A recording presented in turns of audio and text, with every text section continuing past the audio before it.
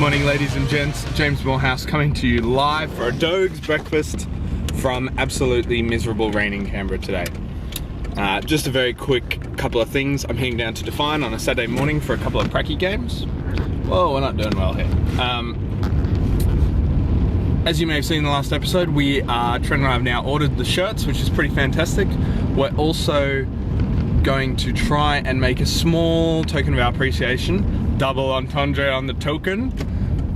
We'd like to develop a token-sized thank you gift where it's a small souvenir that you can use as a token in a game. I was thinking of ideas and putting it out to you guys, possible effects for that token. So the only one I could think of that was quite common at the moment is a blind token for a Gorman bomb, or just a couple of different tokens for Gorman. I don't think we have anything that signifies that. There might be blind tokens that already exist, but none that I'm aware of. A possible patch for your gaming bag for transport, or a small feet token, or possibly even a Doge token, just with a little thank you for helping James and Trent to get to Seattle, or the little logo on it or something. If you got any thoughts, post in the comments below. Finally, I played 2 games around at Aaron's last night, which we had commentators for. Let's just say we're never going to do that again. It was not a disaster, but when you have 2 people trying to concentrate on a game and 2 people trying to commentate, too many cooks in the kitchen. They need to be in a room where we can't hear them, essentially. So it was not the best, and we had 2 quick games. I got a top of 2 assassination with E-Morv, and then we had an okay game. But Aaron and I felt we only really played at about 70% just because of all the commentary and banter that was going on. So hopefully I'll get a bit more footage this morning.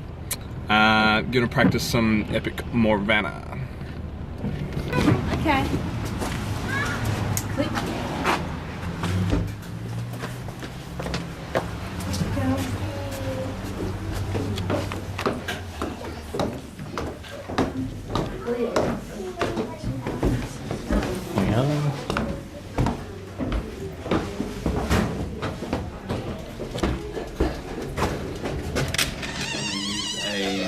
Hello, Jay. What's up? How you going? Say hello to the owners of Defiant Games. The rarity of us both being the same. He still hasn't changed his face. Yeah, true. Next to each other. So this morning I'm playing Jake, who was one of our fabulous donators as well. He actually donated enough to get a shirt. So that'll be coming. I think. What's your nickname? What did we end up putting on the back of yours? Menjel? Tripod. It's Jake the Peg.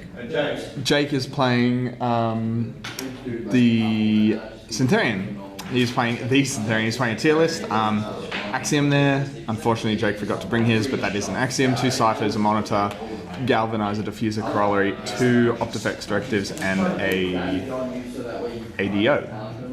I am playing Epic Morvana with a Wild Wrath, Ravagers, Skinwalkers, a couple of Warwolves. This model here is a Moonhound, and some Groves, Stones, etc. Scenarios, Destruction. Let's see how we go. Turn 1, Morvana essentially sprinted up. Ravagers went out to that forest on the side. Jake has run up an ADO, and Monitor just tried to pop off a Ravager but could not get a crit. Sad Panda. Hot shot on that cipher. For 1.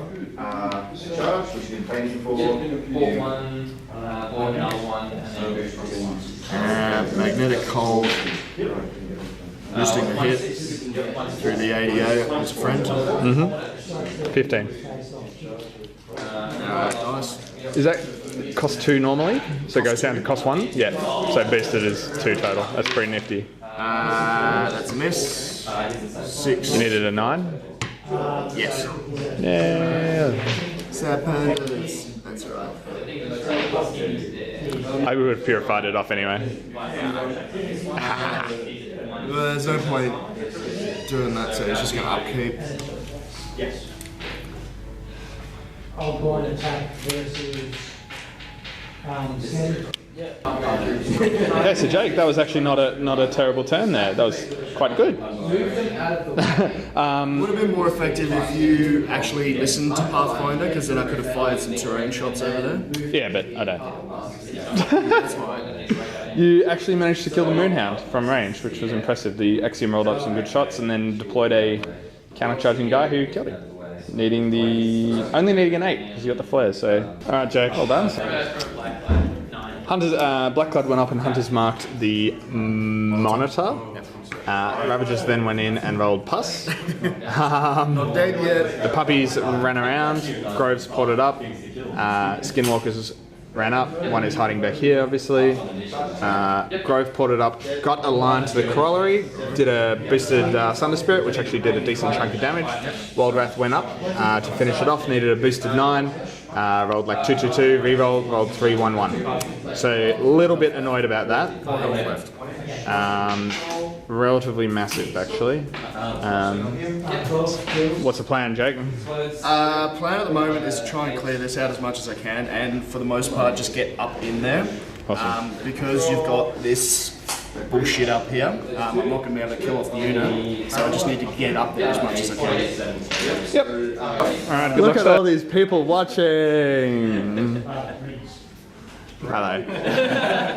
Jake, run us through very quickly what happened. Very quickly. He came up, sorry, Monitor come up, killed a bunch of guys. Galvanizer left him on 1, because fuck you. Cypher came up, killed the puppy, and then sat there. Axiom came up, killed, Skinwalker was there, shot the Blackclad, pulled in Friend, killed him. This Cypher came up and killed the Rock, because he was unable to actually do anything else because of where he could charge. They ran out just to get out of the way. Diffuser had shot that Skinwalker, but because of the line, I couldn't actually capitalise. Syntherian came up, got double ones on the shot to shoot the tree. Cast Synergy, which is why I was able to do a lot of stuff. Corollary sat there and said, have focus. Yeah, you got a synergy chain of 4, I think, so that's pretty nifty. 4, yeah. And that's about it. It would have been nice to get up there a little bit more. Jake, a lot of things would have been nice in this game. Yeah, exactly. Alright, so my turn. I think you get a bit used to dice, expecting the dice to be too good with Morvana, but we still went fine. Ravagers managed to finish off that guy with a couple of charges. You'll notice one guy hanging back. The Skinwalkers actually did a fair chunk to the Cypher there. Wildwrath actually moved back and finished him off. Morvana finished off the Corollary with her Gallows Grove and actually continued to move back. There's really not much in the zone, but no one's scored yet. So potential for 3 points to be scored very quickly, and then there'll definitely have to be some movement. What is the plan? The plan is to... Okay, Jake. This is actually a pretty interesting turn. So some dudes had a bit of a durdle over here. The Axiom killed a couple of Skinwalkers, spawned a Servitor which killed the Grove. Diffuser Hunters marked my objective here, and then he charged it and killed it. However, so Jake's now on 2 points. However, the Wildwrath is now in prime counterpunch position due to my little sneaky wall there. And this will obviously this has to be Morvana's feat turn. So, what are your thoughts on that turn, Joe? In hindsight, I forgot that Synergy will get him up to about power 20, so I'll be almost one-shotting the objective. So giving him 3 focus, huge waste. Could have kept it on Syntherian to camp, maybe go up there to force a little bit more, or actually, start doing some damage. So a couple of stupid mistakes, but we'll see how the turn goes. Pretty happy with that turn. This is Morvana's feat. Wildwrath destroyed the Cypher pretty easily, the last Cypher. Morvana moved up, purified off Synergy, which is really useful considering I killed the Corollary. His focus is really being strained here. Feeded back all these guys. I actually cast Carnivore on the Ravagers so I could heal a little bit off the only living models, the Optifex Directive. Morvana ended up here on 11 health, sitting behind the Wildwrath who's only on 3, so open for transfers. Jammed up with a couple of bits and pieces, stones in the way. And even though it's 2-0 to Jake, I'm feeling relatively comfortable now. Happy with how this has gone so far. Here we go, Jake. Possibly your last meaningful turn. I thought I had 11 minutes, but I've got 17. Yeah, that's turn. Pretty good turn. Yeah. There were about 12 medium bases in the way. Now there's only 2 or 3. In a nutshell, he killed 2 of his friends there. Syntherian charged one guy. I think it was just one guy and killed him. These guys just ran the fuck out of the way. Diffuser came up, did diddly shit up here. Axiom came up, and the best way to explain what he did is look back at what the previous image was and then just minus that. So, Yeah, exactly. just take away what was I mean, the key thing there was that you had your feet still, and you were able to use it too. Pretty good effect. All right, I'm still. pretty sure I'm dead, but... Got about 10 minutes left on the clock, so let's go. So the toss-up that turn was to basically decide if I'm going for the kill or kill the Axiom. And I ended up going with the Axiom, just because I couldn't find a good way to deliver Wildwrath to Syntherian reliably. So this is what happened. Basically, everything went to the Axiom, left it on 3. Wildwrath had another attack to go, but I didn't want to max him out for transfers, just for a last hits of assassination. So Levana actually charged up and killed what was a diffuser, threw a Thunder Spirit at the Axiom needing an 11 to kill, boosted and got it. She had 2 chances with rerolls, so really she had 4 chances. So pretty good odds. I was happy to do that. And even if not, she's pretty safe where she was, in a wreck marker behind the Wildwrath. So let's see what Jake can muster. I've actually only got 8 minutes left on the clock, so let's see what Jake can. Yeah, that sounds fun. And there's no one there that's going to free strike me because you're all fucking stones and useless pieces of crap. Except for the skinny, who is a useless piece of shit. Okay, let's do some stuff. I am Matt 7. Yep. I am Def 7. That's 3 double ones this turn. Double ones. I'm amazed I can read it on those dice, but man, it would have changed the outcome of the game massively. No, but I wanted to save some face. Second attack hits. Power 15. -5. Does 4. Yep. To the 3. Cool. Bye. Hits. Does 6 to the 2. 4 to 5 and 6 to 2, yep. Bye. Hits. Does 1 to the 1. 1 to the 1, yep. Hits. Yep. Oh, double ones! Jake. Buys a glass. Hits. Does nothing. He didn't lose anything.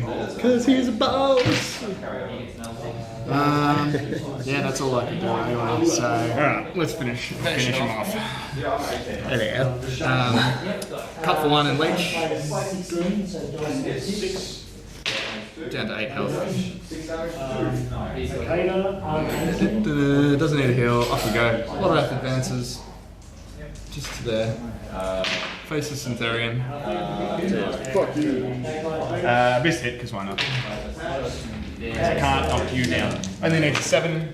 Hooray! You can knock Syntherian down. Syntherian's not steady. Isn't he? No. Okay, he's not down. It's Lucant that's the steady. No, I thought they were all steady Lucant as Pathfinder. Nope. Yeah, there you go. Lucant steady. Dice +1. Boosted.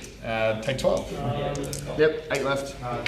He won't use his second. Levana charges. Lucant's the only one that's steady. Everyone else is. Levana charges. Auto hits. Cuts to become a weapon master. -6. How much left? 8. Need to roll 14. And that is a 14. Well done, sir.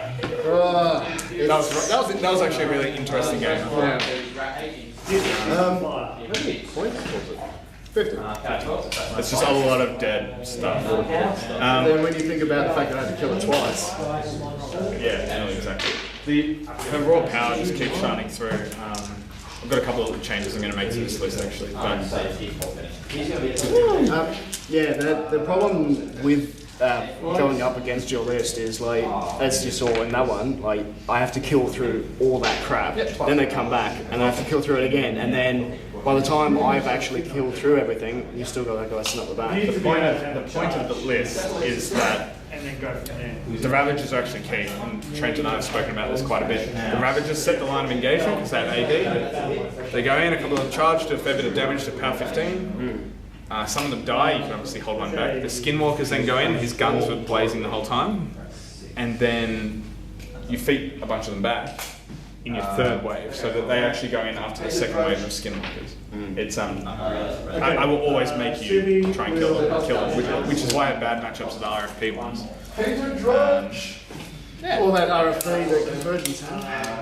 Well, that's rough for you, but at the same time, I get no mileage out of Carnival. Not as bad as your situation. But. That's good. I think in the scheme of things, I did better than I thought I was going to. Yeah, it was a real back and forth game. It was a really back and forth game. Thanks for watching. Make sure that you comment on what you would like as a token Smash that subscribe button, what you want as guys. like a token, because we're still going to do that. Thanks. Hooray! Thanks, buddy.